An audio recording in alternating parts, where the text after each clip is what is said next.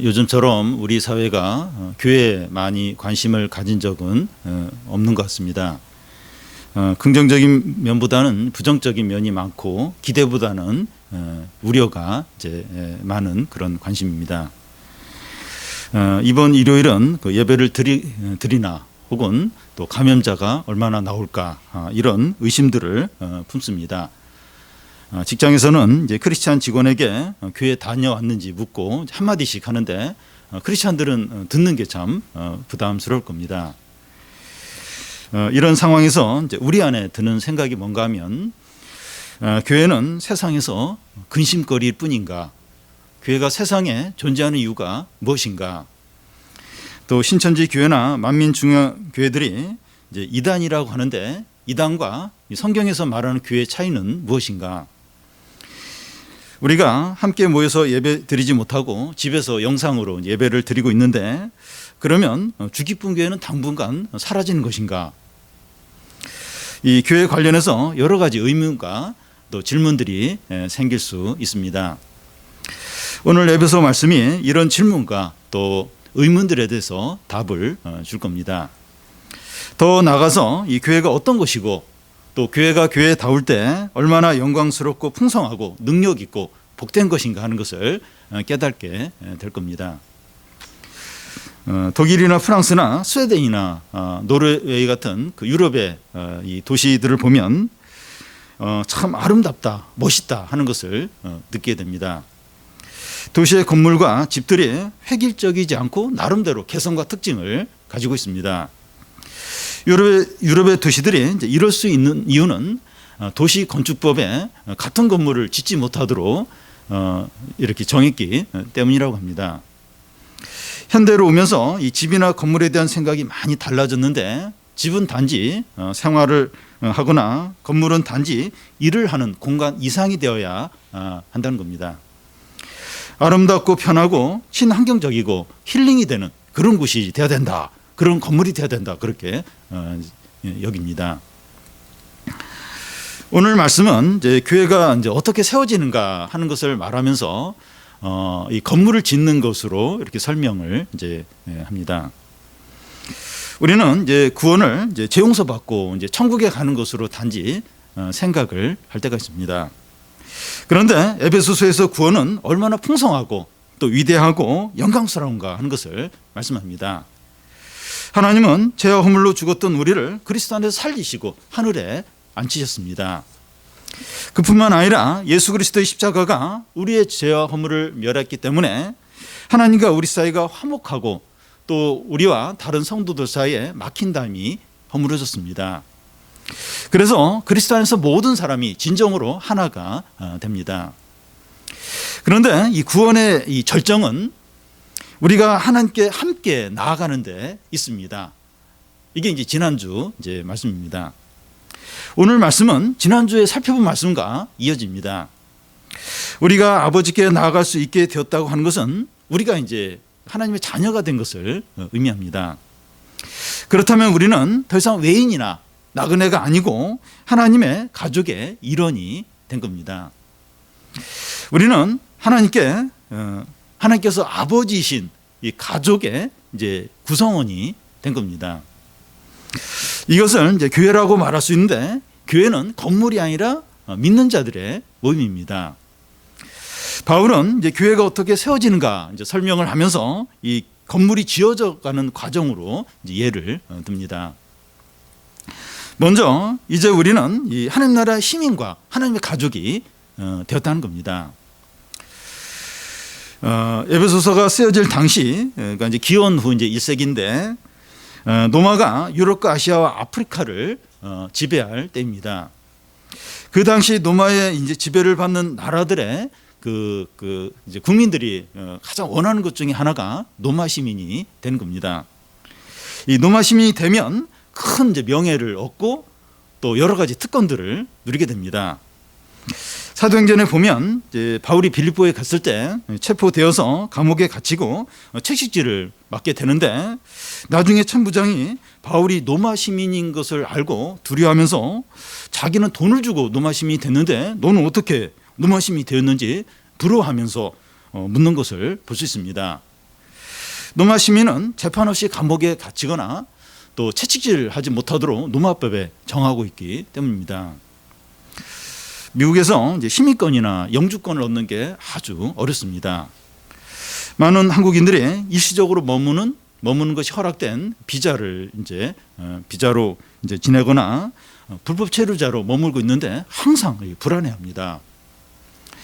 에베소 성도들이 전에는 하나님 나라에 대해서 불법 체류자 같았다는 겁니다.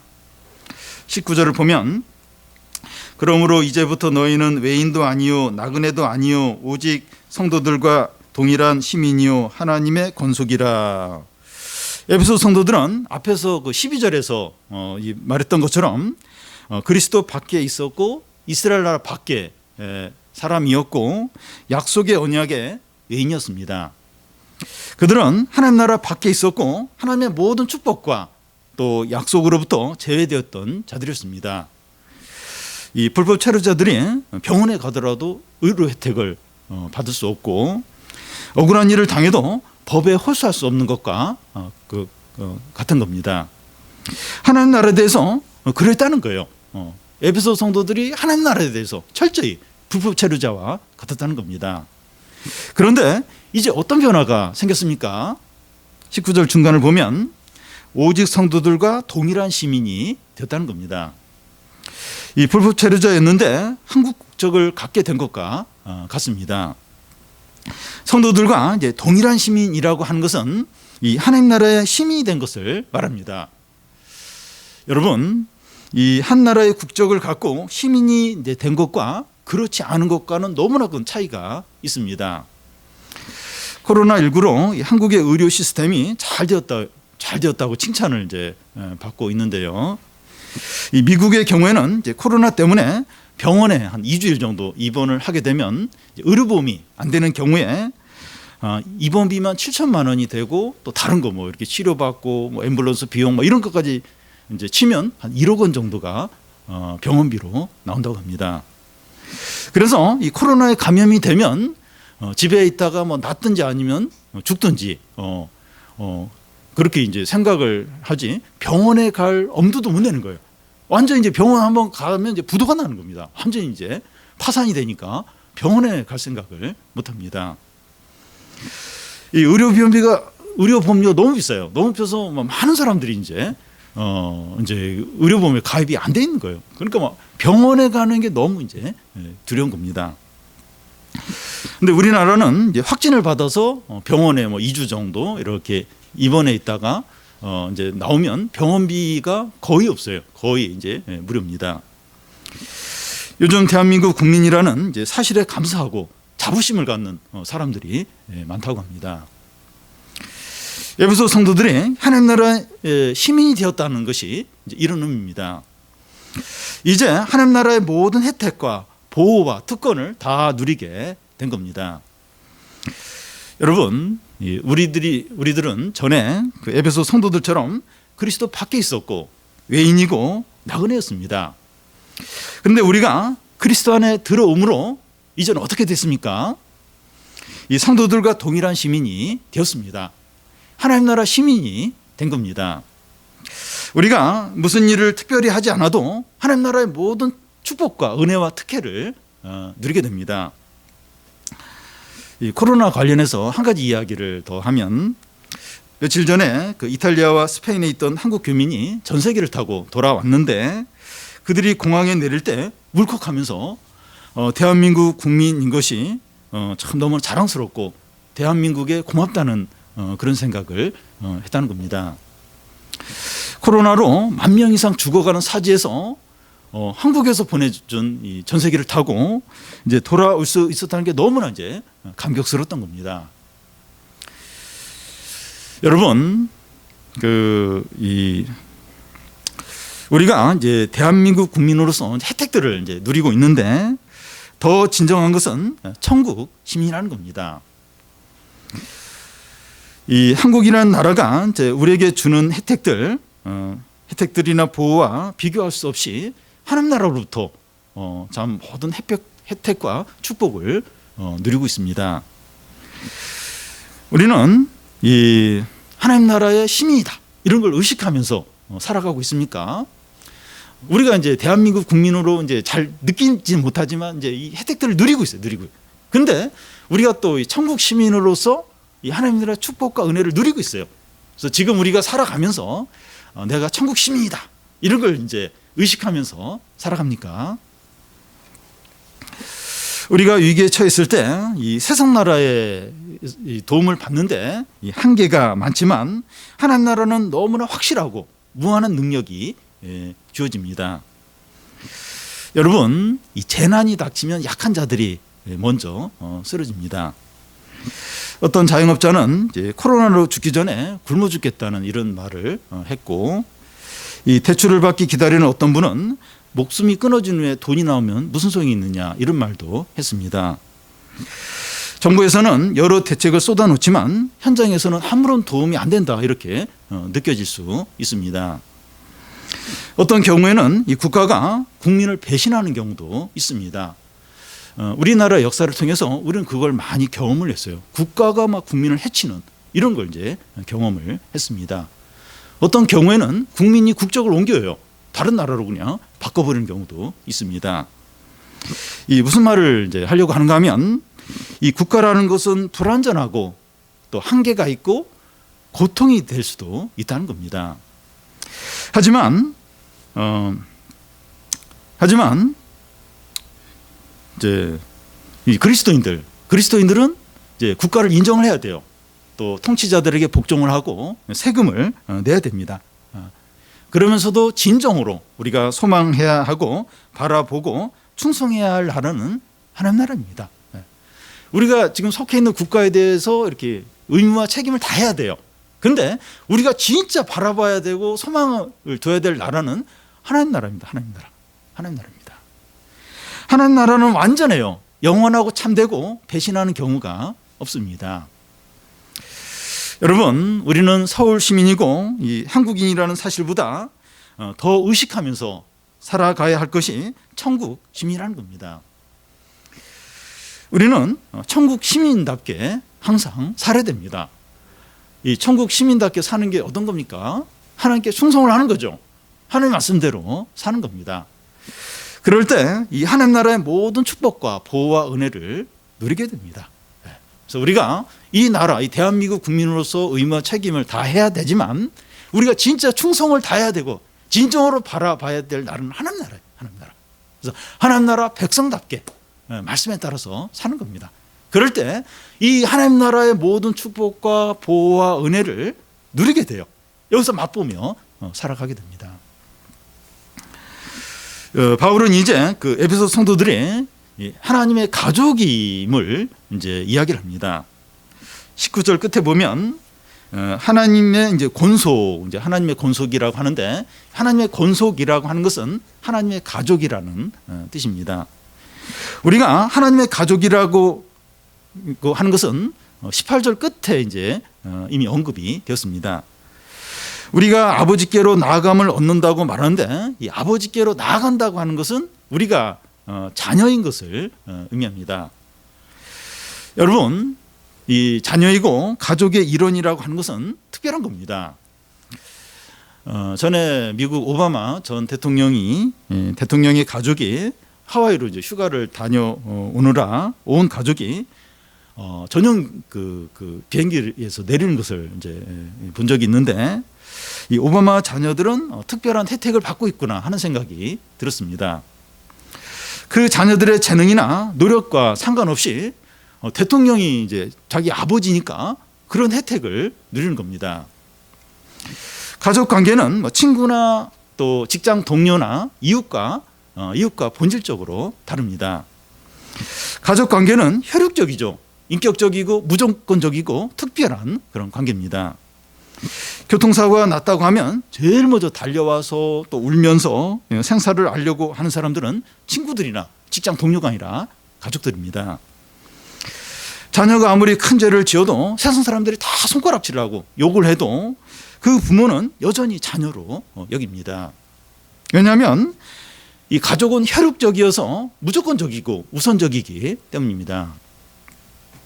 대기업 회장이 이제 퇴임을 할 때가 되어서 이제 후계자를 이제 정해야 하는데 그 회사에는 유능하고 또 공부도 많이 하고 뛰어난 직원이 많이 있어도 자기 아들을 후계자로 삼습니다. 객관적으로 보면 부당해 보여도 자기 아들이니까 그렇게 하는 겁니다. 미국 사회는 합리적이고 평등한 사회이지만 이 하버드 대학 경우에 부모가 이제 하버드에 나왔으면 그의 자녀들이 하버드를 지원할 때 가산점을 줘요. 그거 불공평할 것 같은데 그렇게 해요. 그렇게 그 자녀이기 때문에 이런 혜택들이 이제 주어집니다. 여러분, 우리가 이 하나님의 자녀가 되었다는 것보다 더 놀랍고 대단한 일은 없습니다. 예수님께서는 십자가 지시기 전에 제자들에게 나는 내 아버지 곧 너희 아버지 내 하나님 곧 너희 하나님에게로 올라간다고 말씀했습니다. 하나님은 우리 아버지세요. 이것은 대단한 특권이고 영광입니다. 그래서 요한복음에서는 믿는 우리에게 이 하나님의 자녀가 되는 권세를 주셨으니 이렇게 말하고 있습니다. 그러니까 우리가 이제 하나님의 자녀가 되는 게 엄청난 권세라는 거예요. 여러분, 우리가 하나님의 자녀가 된 것은 엄청난 특권이고 영광이고 축복입니다.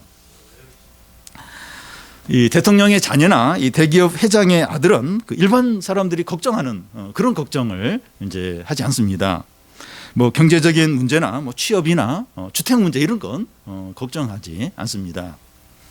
그런데 우리는 온 우주의 주인이시고 세상 역사를 주관하는 하나님의 자녀들입니다. 그래서 우리가 뭐 경제적인 것이나 집 문제나 또 자녀 교육이나 미래에 대해서 지나치게 염려하는 것은 옳지가 않습니다.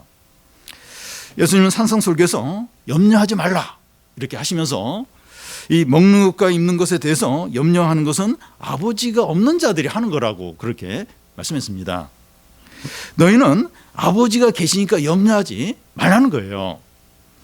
오직 너희는 하나님 나라와 그의 의를 구하라. 그리하면 이 모든 것을 더하여 주신다고 말씀하십니다.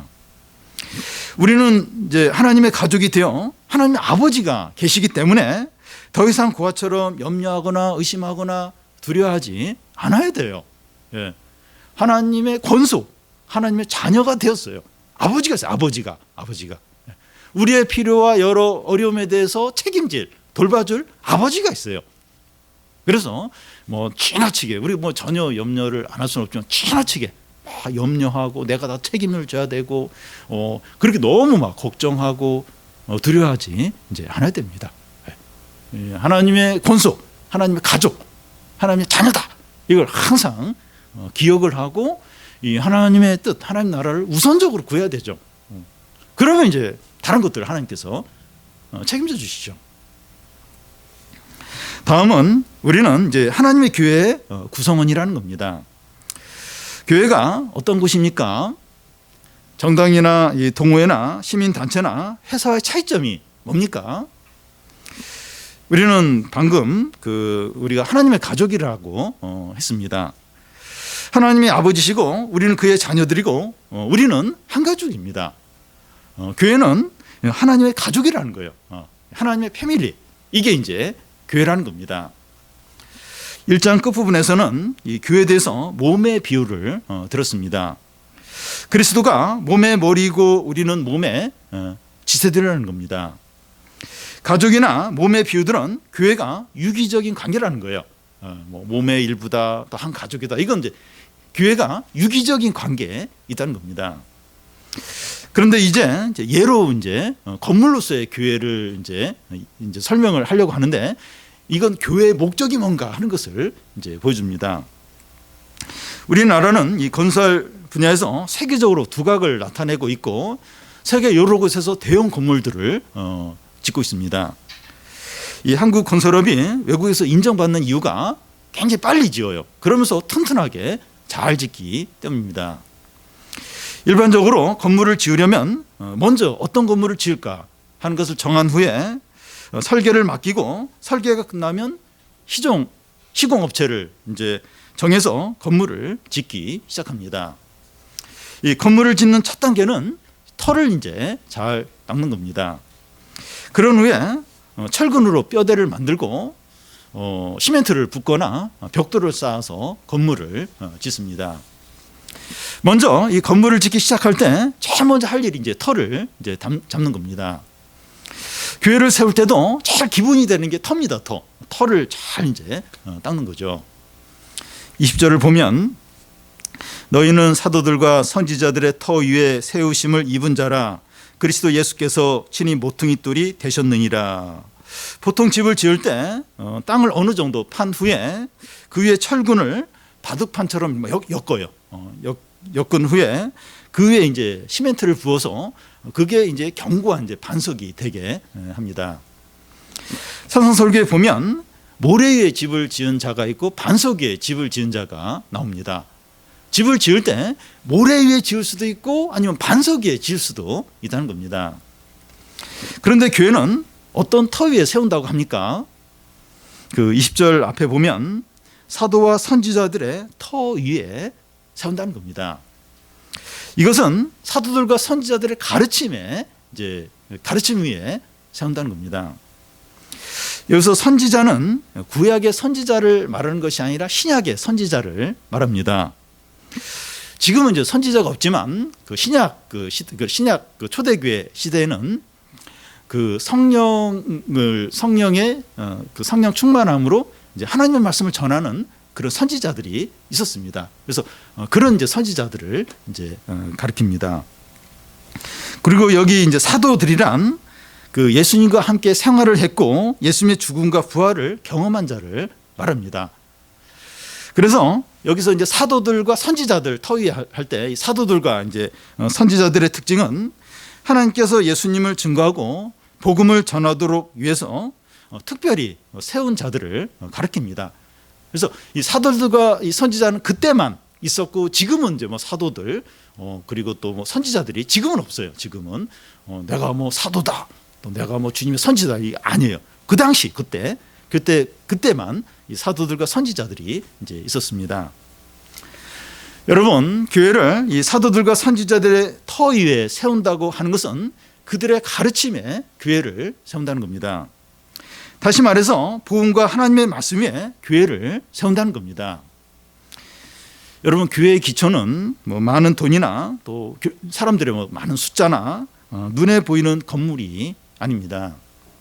교회는 철저하게 복음과 하나님의 말씀 위에 세웁니다. 앞에서 교회와 여러 단체들의 차이점이 무엇인가 하는 것을 이제 질문을 이제 했는데 교회와 동호회의 차이점이 뭡니까? 이 복음 위에 세우는 복음 위에 세운 이것만 이제 교회입니다. 이단과 이 교회의 이제 차이점은 이단들이 아무리 열심히 많고 또 예배를 드리고 또 기적이 나타난다 할지라도 복음 위에 세워지지 않았다는 거예요. 이게 이제 이단과 바른 교회의 차이점입니다. 신천지는 교주 이만희가 성경을 자기 마음대로 해석한 가르침 위에 세운 것이에요. 왜 신천지가 이단이냐? 그러니까 이만희 교주가 막 성경 자기 멋대로 그 신천지 교회 특징이 뭔가 하면 성경 해석은 다 하나밖에 없어요. 왜 성경을 여러 이렇게 식으로 보느냐 하는 게 딱 하나밖에. 이만희 교주가 이렇게 한 어떤 그 자기 마음대로 한 그거 딱 그 해석밖에 없다고 우리 믿어요. 그거 위에 이제 딱 세운 것이 이제 신천지죠. 교회도 아니에요. 그냥 이단 단체에 불과합니다. 교회는 이제 복음 위에 세웠다고 하는데 복음이 뭡니까? 복음이 뭐예요? 예수 그리스도가 하나님의 아들이시고 예수 그리스도의 십자가가 우리의 모든 죄를 용서하셨고 십자가의 은혜만으로 구원을 받는다 하는 것이 복음입니다. 이 복음을 부인하면 이단이에요. 이단입니다. 복음을 인정한다 할지라도 복음의 다른 것을 이렇게 섞으면 그게 이제 이단인 거예요. 이단이 됩니다. 신천지나 만인중앙교회 같은 그 이단들이 예수 그리스도의 이름을 불러요. 또 성경도 이제 가르치니까 이제 구별하는 게 쉽지가 않아요. 무슨 차이가 있지? 그 신천지 사람들도 뭐 예수 그리스도 이름 얘기하고 성경 말씀 이야기하고 그러는데 무슨 차이가 있지? 이렇게 구분하기가 쉽지 않습니다. 그런데 이 짝퉁을 보면 정품과 너무나 비슷해요. 근데 가짜예요. 여러분 짝퉁들 보십시오. 정품하고 비교가 어려워요. 근데 가짜입니다. 비슷하지만 기독교가 아니에요. 교회가 아닌 것입니다. 그래서 이 교회에서 가장 중요한 것은 하나님의 말씀을 바르게 선포하는 겁니다. 찬양과 기도와 전도와 활동들이 중요하지만 말씀을 대신할 수 없습니다. 우리는 예배 드리고 이제 말씀을 들은 것만으로 만족하지 않아야 됩니다. 교인들이 이단에 빠지는 이유가 이단보다 성경을 다 몰라요. 이단이 막 와서 막 성경 이야기하는데 몰라요. 처음 듣는 얘기예요. 성경에 나오는데도 이단만큼 모르는 거예요. 그러니까 이제 이단이 막 이러니까 거기 막 넘어가는 경우가 많은 겁니다. 목회자는 말씀을 전하는데 사력을 다해야 하고 성도들은 말씀을 듣고 있는데 헌신을 해야 됩니다. 그것이 교회의 바른 모습이고 교회가 교회다워지는 겁니다. 오늘날 교회가 경건의 능력을 잃어버리고 또 정치 세력화하고 이단에 빠지고 비상식적인 되는 이유는 하나님의 말씀에 헌신하지 않기 때문입니다. 말씀에 헌신을 안 해요. 말씀. 뭐 예배도 드리고 말씀이 중요하다고 하는데 실제로는 중요하게 안 여겨요. 다른 걸 더 중요하게 여깁니다. 교회가 더 이상 복음의 경고에 서 있지 않고 말씀 중심에 되지 않을 때 맛 잃은 소금처럼 되어서 사람들의 밟혀요. 이단에 넘어가고 아무런 영향이 왜 교회가 왜 존재하는지 그걸 모르는 거예요. 말씀의 기초, 복음의 경고에 기초하고 말씀 중심이 되고 헌신하고 이래도 막 이렇게 시험에 들고 유혹에 빠지게 되고 이단이 막 들어오려고 하는데 그렇지 않으면 그렇게 마저 하지 않으면 그냥 넘어가는 거죠. 밟힐 수밖에 없는 것입니다. 그래서 이 복음과 하나님 말씀에 경고에서 헌신하고 다른 거 거기에 섞지 않고 그럴 때 이제 교회가 이제 교회다워지면서 영혼을 살리고 또 사람들을 구원하게 되는 거죠. 다음은 교회를 세우는데 예수 그리스도가 모퉁이돌이 되신다는 겁니다. 20절 중간을 보면 그리스도 예수께서 친히 모퉁이돌이 되셨느니라. 이 고대는 이제 건축을 할 때 크고 단단한 바위를 중심으로 해서 옆으로 위로 건물을 지었습니다. 그래서 이 모퉁이돌은 이 건물의 이제 무게 중심이고 또 건물의 시작입니다. 이 모퉁이돌이 없으면 건물을 지을 수가 없고 또 만약에 모퉁이돌을 빼어버리면 그 건물은 한순간에 무너지게 됩니다. 그런데 교회를 세울 때 예수 그리스도가 모퉁이돌이 되시다는 겁니다. 교회는 사역자나 중직자나 부자나 사회적인 지위를 가진 사람이 중심이 아닙니다. 우리 눈에는 사람이 크게 보여요. 그리고 사람 수가 결정적으로 보입니다. 그러나 교회는 그렇지가 않아요. 예수 그리스도가 교회의 중심이고 교회의 모든 것이고 시작이고 마지막입니다. 예수님이 교회 머리세요. 담임 목사이시고 주인이십니다. 목회자는 이 말씀을 통해서 예수님이 교회의 중심이고 주인이심을 드러내고 직분자들은 주님의 말씀에 따라서 교회를 섬겨야 됩니다. 목회자는 예수님이 주인이다. 예수님이 중심으로 해야 된다. 그리고 직분자들은 주님의 말씀대로 이제 교회를 섬기는 거죠. 우리는 너무 사람을 의식하거나 사람을 바라보거나 사람을 의지하지 않도록 해야 합니다.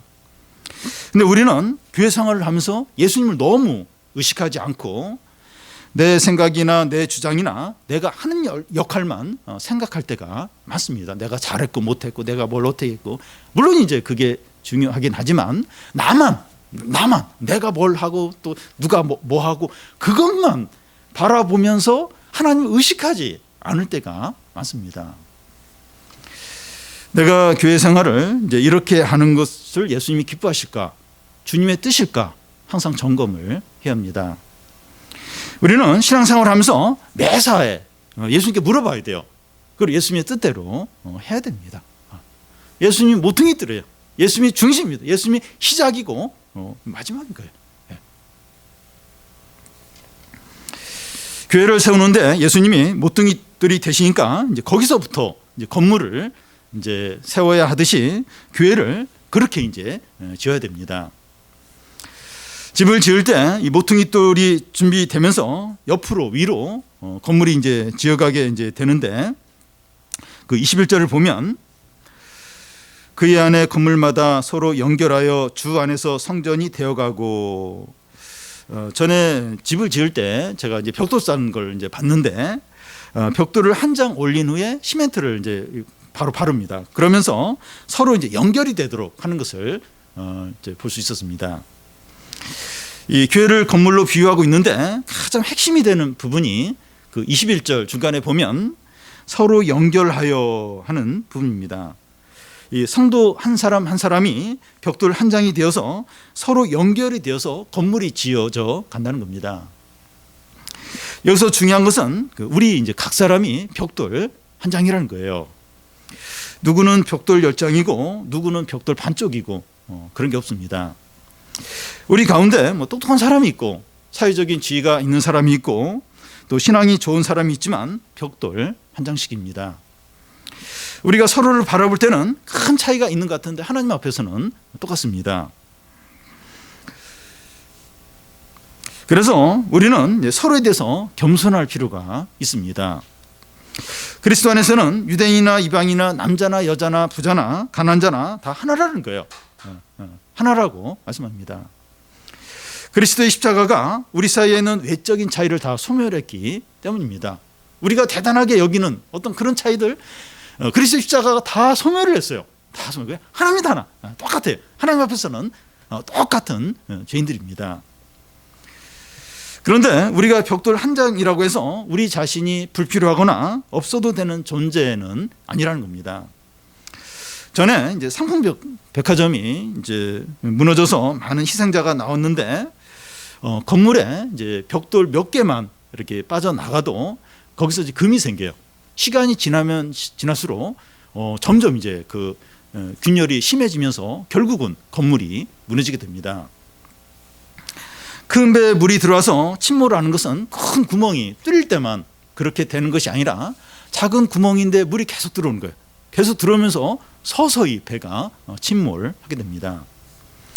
그와 같이 교회가 어려움에 빠지고 시험에 드는 이유는 교인들 반 정도가 다 막 죄 가운데 빠지고 교회를 떠났기 때문이 아니라는 겁니다. 몇몇 교인들이 죄 가운데 빠질 때 교회가 큰 시험에 들고 무너지게 된다는 겁니다. 여호수아에서 보면 수십만의 이스라엘 백성들 가운데서 아간 혼자서 범죄를 했어요.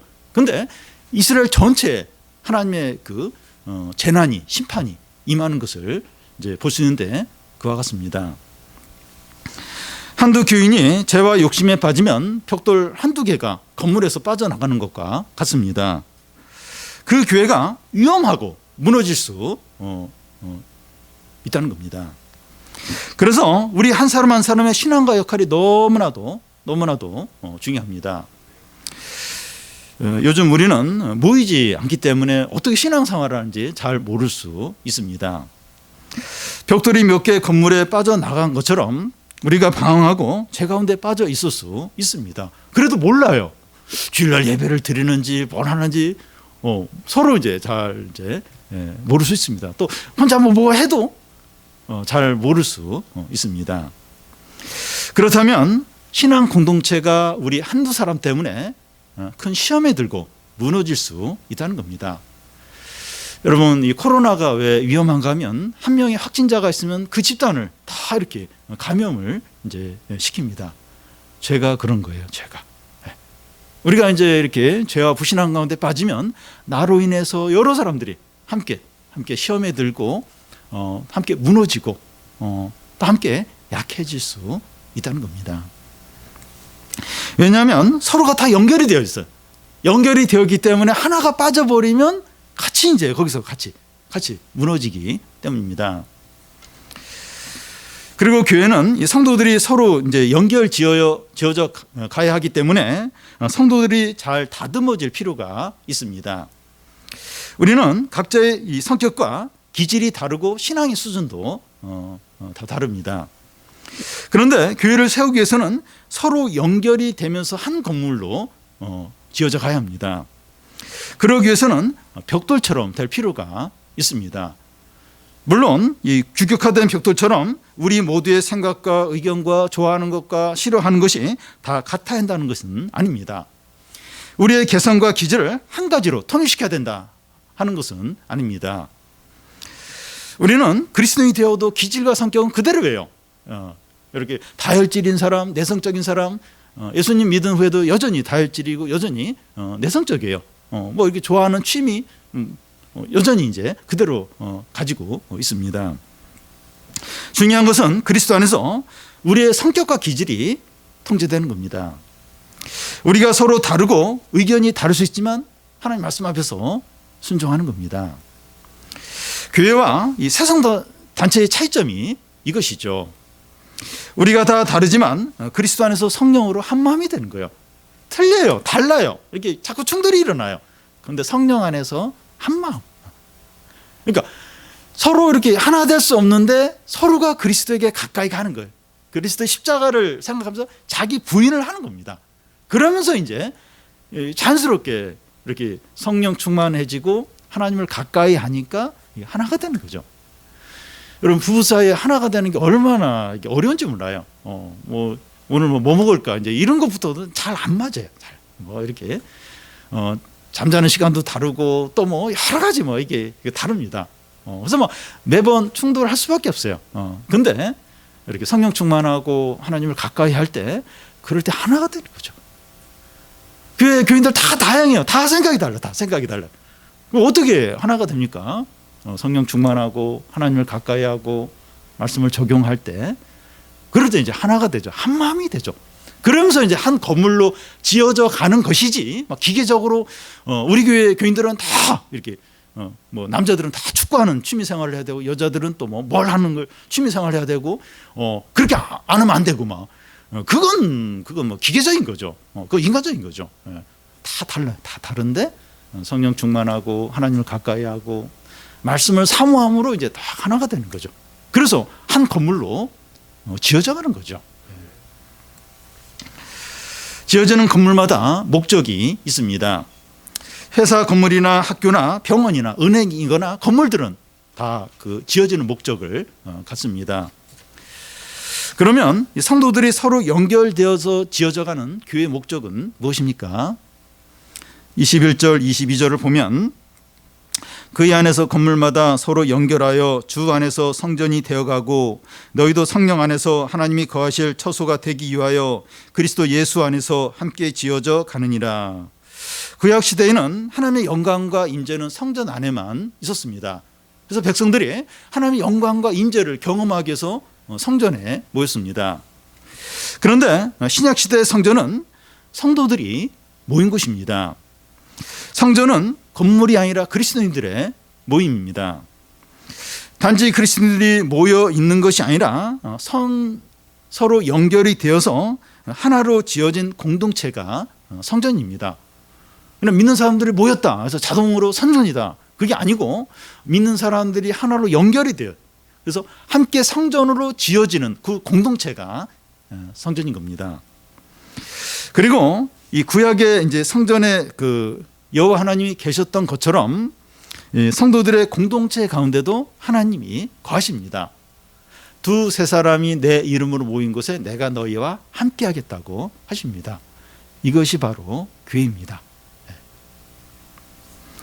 교회가 상가에 있거나 지하에 있거나 교인 수가 뭐 많을 수도 있고 적을 수도 있고 또 교회 구성원들의 사회적인 지위가 어떠냐 하는 것이 중요한 것이 아닙니다. 중요한 것은 주의 이름으로 모였는데 그 가운데 하나님이 함께 하신 겁니다. 그게 교회고 그게 결정적으로 중요합니다. 지금 각 가정에서 이제 가족들이 모여서 혹은 혼자서 영상으로 예배를 드리고 있는데 그것이 가정교회예요. 하나님이 그곳에 함께 계십니다. 그곳에 드리는 예배를 받아주시고 거기서 드리는 기도를 들어주세요.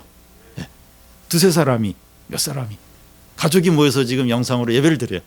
또 혼자서 이제 영상으로 예배 들을 수 있는데 그곳에 하나님이 함께 계십니다. 거기서 드리는 기도를 하나님 들으세요. 거기서 드리는 예배를 다 받아 주십니다. 교회는 크게 이제 두 종류로 생각을 할 수 있는데 우주적인 교회와 지역 교회입니다.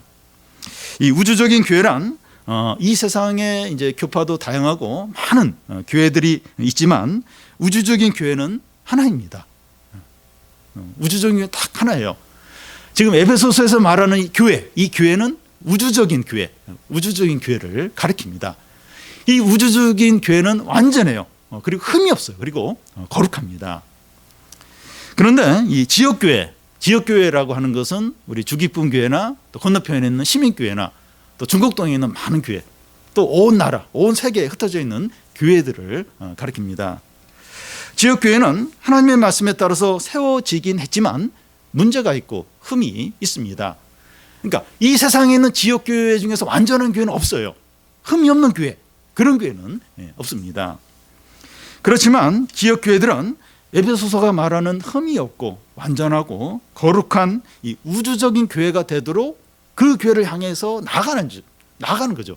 그 교회가 되려고 노력을 하고 몸부림을 이제 치는 겁니다. 우주적인 교회와 지역교회는 차이가 많습니다. 그렇지만 지역교회인 우리 교회가 소망이 있는 이유는, 문제가 있고 흠이 있지만 그래도 소망이 있는 이유는 하나님의 말씀에 기초하고 있고 그리스도 중심이고 하나님께서 함께 하시고 성령께서 하나 되게 하시기 때문입니다. 물론 불완전하고 약하고 부족해요. 부족하지만 새 하나님이 이 교회를 붙들고 계세요. 부족하지만 약하지만 새 하나님이 이 교회를 붙들고 계세요. 그러니까 이제 소망이 있는 겁니다. 마지막으로 우리가 이제 교회에 대해서 기억해야 할 것은 그 22절 끝에 보면 성전이 되어가고, 또 22절 끝에 보면 예수 안에서 함께 지어져 간다는 겁니다.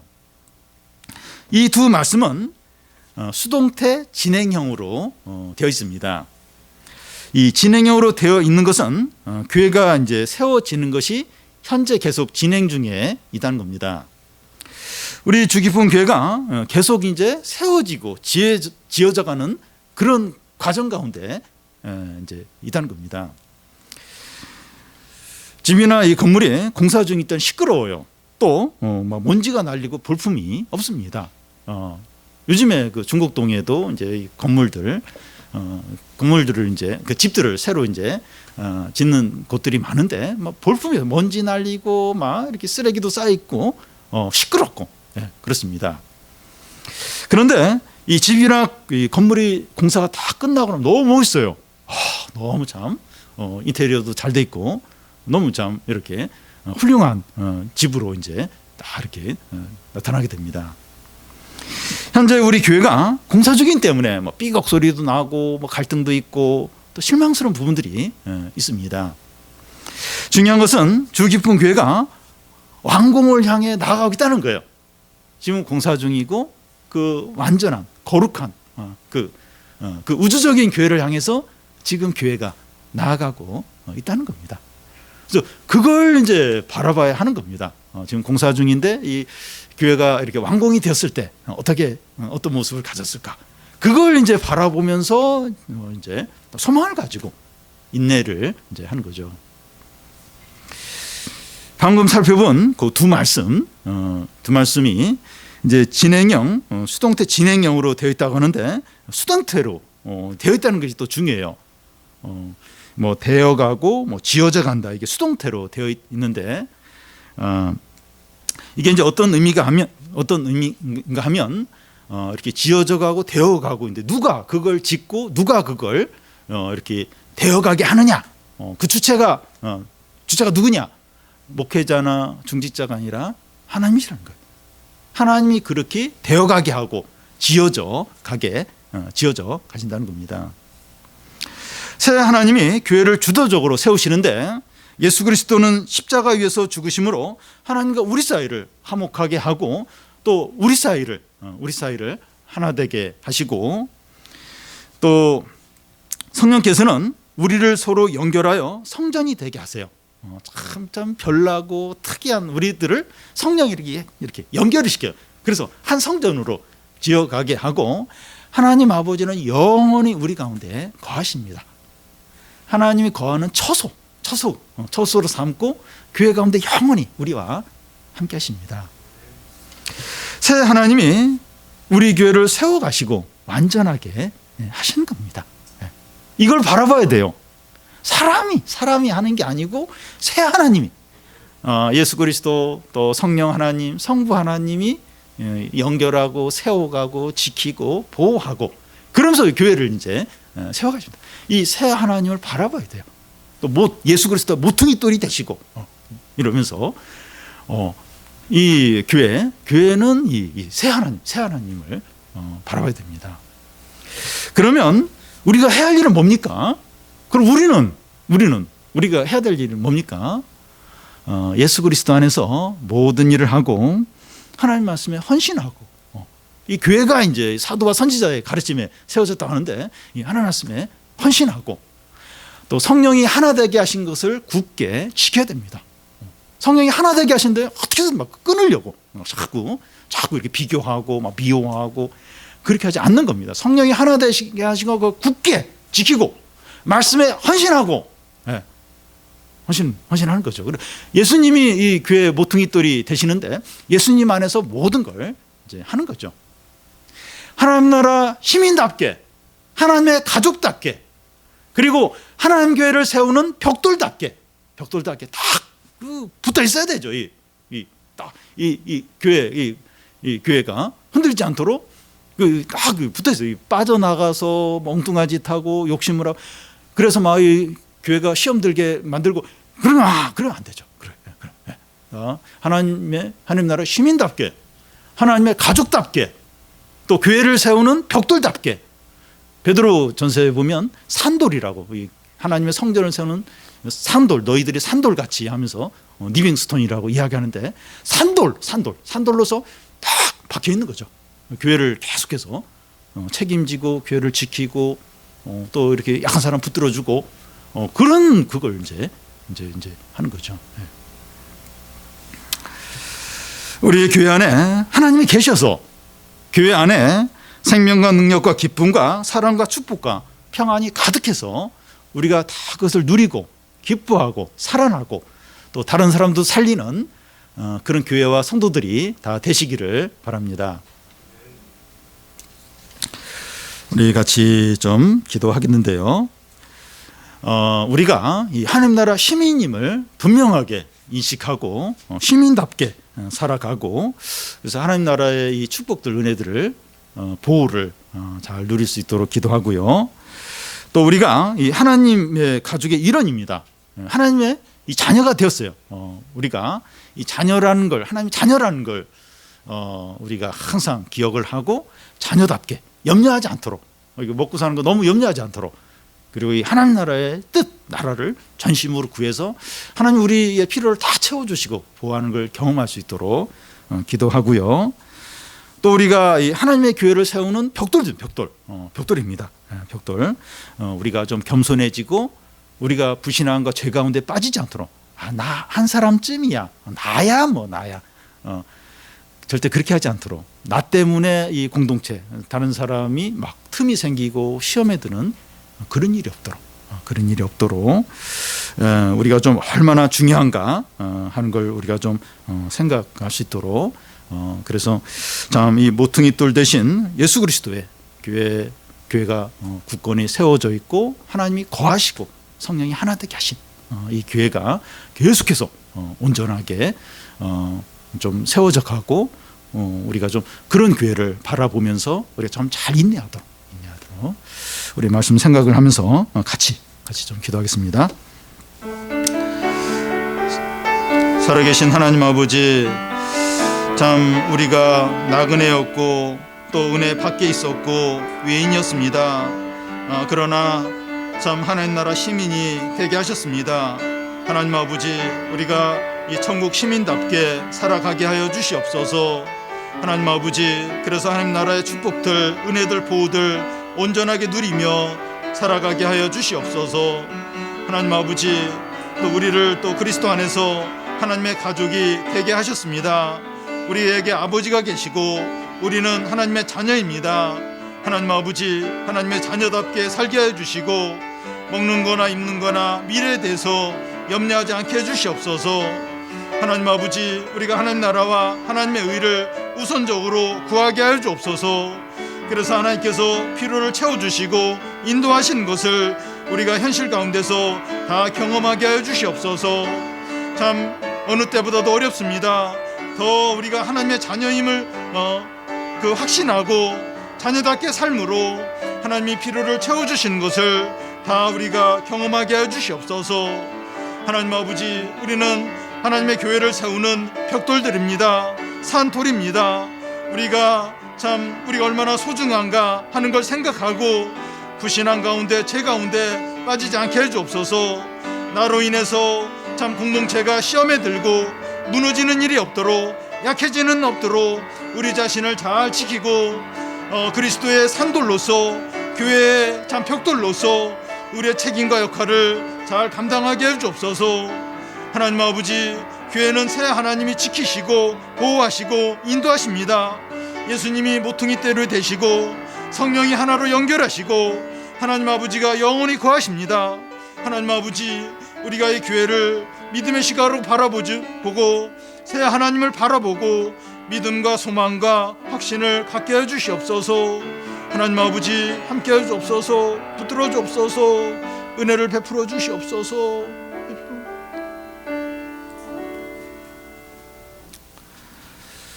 살아계신 하나님 아버지, 한 나라 안에서 불법 체류자들은 혜택을 못 누리고 법의 보호를 받지 못하고 어려운 가운데 지내는 것을 우리가 알고 있습니다.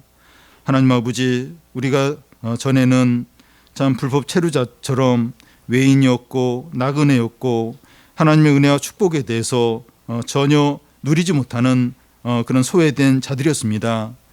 그러나 이제는 하나님 나라의 시민이 되게 하셨습니다. 하나님 아버지, 우리가 하나님의 시민임을 하나님 나라의 시민임을 항상 기억하고 그 천국 시민답게 행하게 하여 주시옵소서. 이 나라가 주는 축복과 은혜와 보호를 이 세상 가운데서 누리는 복된 자들이 다 되게 하여 주시옵소서. 하나님 아버지, 또한 우리를 그리스도 안에서 하나님의 가족이 되게 하셨습니다. 이제 하나님이 우리 아버지시고 우리는 그의 자녀입니다. 하나님 아버지, 우리가 하나님의 자녀임을 항상 기억하고 아버지 없는 자처럼 염려하고 두려워하고 낙심하지 않게 해주시옵소서. 우리가 하나님 나라와 의를 우선적으로 구해서 이 어려운 때에 하나님이 우리의 필요를 채워주시고 우리를 보호하시는 것을 우리가 다 누리는 성도들이 되게 하여 주시옵소서. 하나님 아버지, 또한 우리는 하나님의 교회를 세우는 벽돌들입니다. 산돌들입니다. 하나님 아버지, 우리가 얼마나 존귀하고 복된 자이고 중요한가 하는 것을 깨닫고 우리가 신앙생활을 잘 할 수 있도록, 우리의 그 책임을 잘 할 수 있도록 인도하여 주시옵소서. 하나님 아버지, 교회는 새 하나님이 지키시고 보호하시고 또 완성해 가십니다. 예수 그리스도가 모퉁이 돌이 되시고 성령께서 우리를 하나로 이렇게 연결해서 교회를 세워가시고 하나님 아버지는 우리 가운데 영원히 거하십니다. 우리가 교회의 부족한 모습만 보고 실망하지 않게 해주시고 공사 중이고 또 우주적인 교회를 향해서 나아감을 바라보면서 소망을 가지고 인내하고 최선을 다해서 교회를 사랑하고 섬기게 하여 주시옵소서. 하나님 아버지, 그래서 이 교회를 통해서 우리가 은혜와 축복과 생명과 기쁨을 누리고 우리가 살아나고 사람들을 살리고 구원하는 복된 교회가 될 수 있도록 축복하여 주시옵소서. 예수님 이름으로 기도드립니다. 아멘.